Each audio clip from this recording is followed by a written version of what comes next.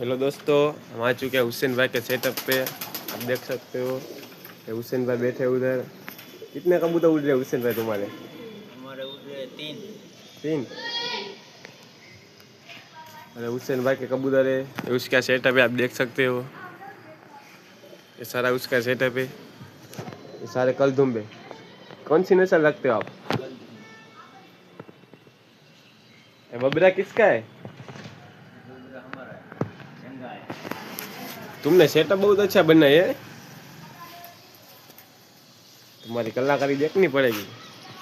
आप हमारे ऑडियंस को कुछ कहना चाहते हो कहना चाहते हैं तो क्या बोलो, कहना क्या चाहते हैं? कहना चाहते हो?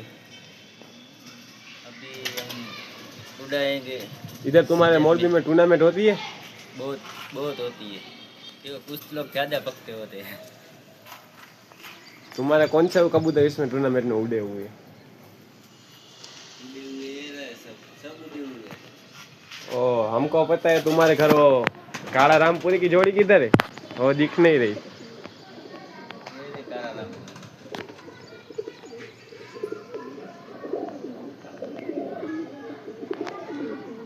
बारे में चलो दोस्तों, ये अब हुसैन भाई उसके कबूतर बाहर निकल रहे, हम इधर इसका सेटअप देखते हैं।